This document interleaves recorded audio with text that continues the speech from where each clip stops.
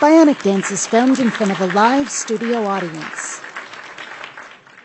Do you believe that good and evil exist? The answer to this question separates Judeo-Christian values from secular values. The implication being, of course, that Judeo-Christian values are better. But here's the problem. Where's the evidence that they're not based entirely on bullshit? Let's do this.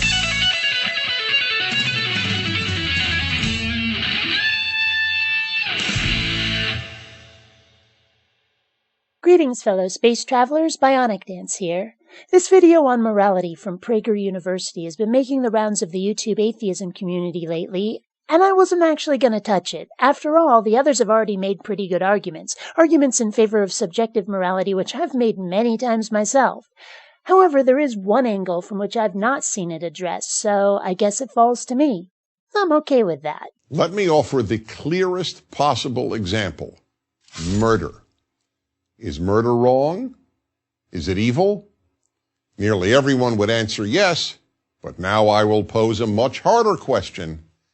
How do you know? See, this is the problem. The theists want certainty.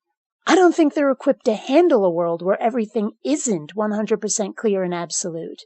But what if that's not actually the world in which we live? What if rules are entirely human inventions? Would murder not still be objectionable? I don't want to be murdered. Do you want to be murdered? If someone tried to murder me, I'd definitely think they were being very rude. Do you think that because we don't have moral absolutes, that I'm not perfectly justified in defending myself? I'm fairly convinced that most people, moral absolutes or no moral absolutes, would think that was the right thing to do.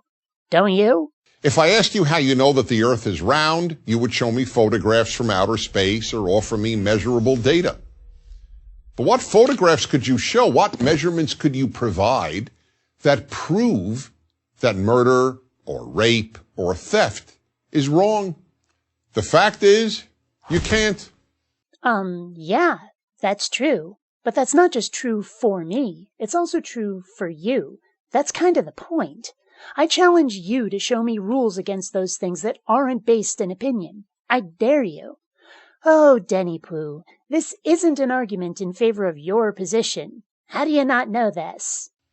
There are scientific facts, but without God, there are no moral facts. With God, there are no moral facts. They're just divine proclamations. God still had to think 'em up and like 'em before telling us to obey. How does God saying it make it a fact while humans saying it does not? I know how you God-botherers feel about your deity, but be honest. How does that make any sense at all? But okay, let's suppose for a moment that you're right, and if God declares something, that makes it a fact. The problem is that this isn't an argument for God's existence, not even a tiny bit. And suppose we atheists are right, and God doesn't exist. Now what? I'm not saying suppose there is a God, but atheists choose their own moral path. I'm asking, what if the basis for your alleged objective morality isn't actually real? What if you have no choice in the matter and human-invented morality really, truly is all that exists? What would you do? How would you live? Would you start doing really obnoxious things like murder and theft and rape just because the threat of divine punishment wasn't there? Would you be overcome by despair over the uncertainty of life, knowing that some people get away with things you'd never want allowed, and that's just tough noogies? Are you even capable of living in such a world? Because atheists are. That's the world we think exists. We're stronger than people who can't do it. We're probably more moral, too, if we define morality as things which we find beneficial to survival and comfort anyway. We do those things out of the goodness of our own hearts, without a celestial parent figure threatening to send us to our room for eternity as a motivator. By any measure, I'd say that's got to make a better person. Especially in light of some of the things we're told God thinks are right or wrong. If an earthling said those things were okay, most of us, religious or secular, would tell them to fuck off. And if we'd say that to a human, why shouldn't we say it to a God? I'm asking a 100% honest question. If it turned out that God doesn't exist, how would that affect your behavior morally? How would it affect your expectations of others? If you had absolutely no choice, could you live in such a world, or would it break you? In a secular world, there can only be opinions about morality. They may be personal opinions or society's opinions, but only opinions. I hear theists say that a lot, And the underlying implication seems to be that this is unacceptable, therefore God. Maybe I'm wrong. Maybe I'm reading into it what isn't there. But if that's so, then why even make the argument about whose morality is better? Why not simply prove God exists, thus rendering the entire issue moot? There has to be some reason to be making this claim of moral superiority, and some manner of proving that's the case. Otherwise, all we're hearing is which you like better. Every atheist philosopher I have read or debated on this subject has acknowledged that if there is no God, there is no objective morality. Judeo-Christian values are predicated on the existence of a God of morality. In other words, only if there is a God who says murder is murder wrong. Otherwise, all morality is opinion. The entire Western world, what we call Western civilization, is based on this understanding. No, it isn't. Thinking that is the result of you living in a Judeo-Christian echo chamber. And if it were true, there'd be a heck of a lot less disagreement on what is or is not morally acceptable.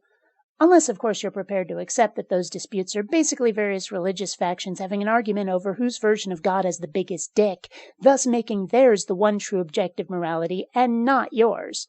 Either way, to claim that Western civilization is based on objective morals is silly. At most, it's based on what people think are objective morals, with no guarantee that they actually are, which would make them subjective morals, really. The existence of God only ensures that good and evil objectively exist and are not merely opinions. Then your mission is clear. Prove God exists. Otherwise, your objective morals don't. And I ask again, if you were to discover that objective morals don't exist, how would that affect how you live your own life? What would actually change? Would you object less to acts which humanity has traditionally found criminal? Would you be emotionally capable of accepting personal responsibility for the ways in which you thought you were acting in God's name, for things you've done that interfered unwelcome in other people's lives because of religious mandates? I've never heard a believer answer these hypothetical questions. I've asked them, and they've always ducked and dodged, claiming they're moot because, damn it, of course God exists, which is intellectual dishonesty and emotional cowardice. Now, many will argue that you don't need moral absolutes. People won't murder because they don't want to be murdered. But that argument is just wishful thinking. Hitler, Stalin, and Mao didn't want to be murdered, but that hardly stopped them from murdering about 100 million people. Which is exactly the kind of argument you can expect from someone whose world is based on absolutes. Of course there are going to be exceptions. If there weren't, we'd be living in some sort of utopian paradise and not the real world. But when murderers and other criminals rear their ugly heads, what do? Huh? What do? I'll tell you what we did. We grabbed those bootstraps and hoisted for all we were worth. We said, "Not on my watch, buddy," and kicked their asses. Why? 'Cause we didn't want to be murdered. When someone upsets the peace, we make 'em knock it off until we have peace again. Or at least that's what most of us think we ought to do. Is "I don't want to be murdered" style empathy and self-interest based morality perfect? No, but by every scrap of evidence, it's what we've got to work with, so you might as well get on board. It is also not a coincidence that the first societies in the world to abolish slavery, an institution that existed in every known society in human history, were Western societies rooted in Judeo-Christian values. You mean the Judeo-Christian values based on a holy text with its very own slave-keeping guidebook? Those Judeo-Christian values? If Western societies got rid of slavery, it was in spite of religion, not because of it. So then, whatever you believe about God or religion, here is a fact. Without a God who is the source of morality, morality is just a matter of opinion. So, if you want a good world, the death of Judeo-Christian values should frighten you. But what if Judeo-Christian values frighten me? Because a lot of those values are not exactly fluffy and soft. Many of them tell people that quite harmless behaviors deserve religious retribution. Retribution Judeo-Christian followers often think falls to them to exact, here in the material plane. And I think you may have inadvertently answered my earlier question, Denny. You couldn't live in that frightening world without moral absolutes, could you? So now I put it to other believers. Are you brave enough to live in an uncertain world where we're all just playing moral improv? Do you have the emotional fortitude to survive it? Would you be on your best behavior, or would you go on a criminal rampage without fear of punishment for misdeeds? Who are you really? Until next time, fellow space travelers, this is BionicDance saying don't run on automatic. Instead, please think.